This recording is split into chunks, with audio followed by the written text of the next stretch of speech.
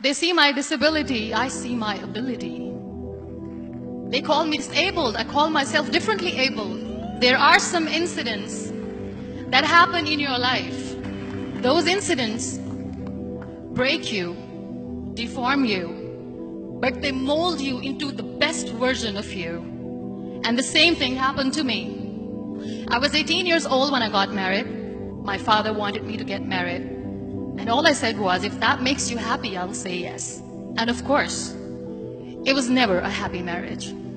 Just about after 2 years of getting married, I met a car accident. Somehow my husband fell asleep and the car fell in the ditch. He managed to jump out, saved himself. I'm happy for him. But I stayed inside the car and I sustained a lot of injuries. The list is a bit long, don't get scared. The wrist was fractured. Shoulder bone and collarbone were fractured. My whole rib cage got fractured. And because of the rib cage injury, lungs and liver were badly injured. I couldn't breathe. I lost urinary bowel control. That's why I have to wear the bag wherever I go. 3 vertebrae of my backbone were completely crushed. And I got paralyzed for the rest of my life. I finally ended up in a hospital where I stayed for 2.5 months.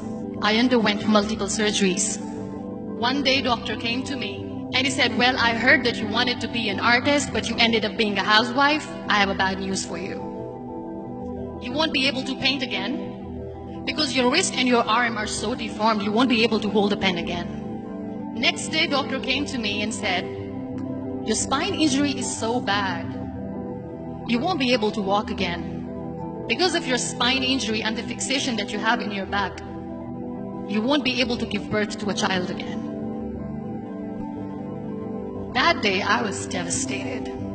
I asked my mother, why me? And that is where I started to question my existence. Why am I even alive? And that is where I realized that the words have the power to heal the soul. My mother said to me, this too shall pass. God has a greater plan for you. I don't know what it is, but He surely has. And in all that distress and grief, somehow or the other, those words were so magical that they kept me going. One day I asked my brothers, I know I have a deformed hand, but I'm tired of looking at these white walls in the hospital and wearing these white scrubs. I'm getting tired of this. I want to add more colors to my life. I want to do something. Bring me some colors, bring me some small canvas. I want to paint. So the very first painting I made was on my deathbed, where I painted for the very first time. It was not just an art piece or just my passion. It was my therapy. And then I was discharged and I went back home. And I went back home and I realized that I have developed a lot of pressure ulcers on my back and on my hip bone. I was unable to sit. There were a lot of infections in my body, a lot of allergies. So doctors wanted me to lie down on the bed straight for not 6 months, for not 1 year, for 2 years. I was bedridden, confined in that one room, looking outside the window, listening to the birds chirping, and thinking maybe there will be a time when we'll be going out with the family and enjoying the nature. That was the time where I realized how lucky people are. That is the time where I realized that the day I'm going to sit, I'm going to share this pain with everyone to make them realize how blessed they are, and they don't even consider them lucky. That day I decided that I'm going to fight my fears. We all have fears. Fear of unknown, fear of losing people, fear of losing health, money. We want to excel in career, we want to become famous, we want to get money. We are scared all the time. So I wrote down one by one all those fears. And I decided that I'm going to overcome these fears one at a time. You know what was my biggest fear? Divorce. I was trying to cling on to this person who didn't want me anymore, but I said no. I have to make it work. But the day I decided that this is nothing but my fear, I liberated myself by setting him free.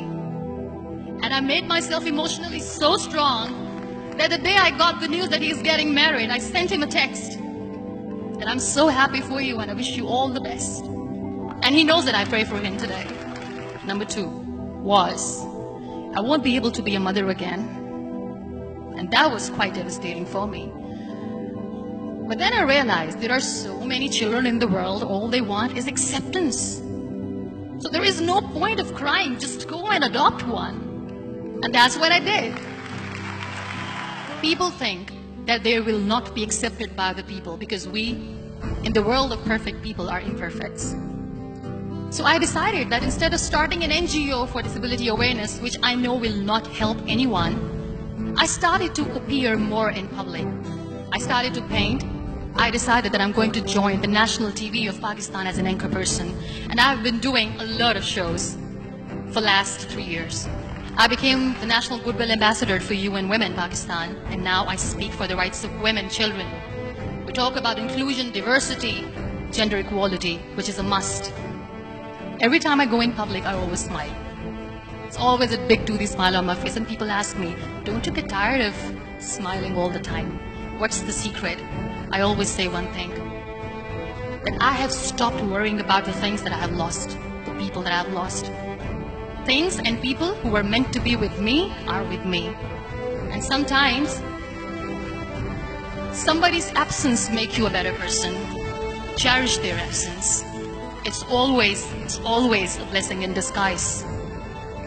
Live your life fully. Accept yourself the way you are. Be kind to yourself. Be kind to yourself. I'll repeat, be kind to yourself, and only then you can be kind to others. Love yourself and spread that love. Life will be hard. There will be turmoil. There will be trials, but that will only make you stronger. So when you accept yourself the way you are, the world recognizes you. It all starts from within.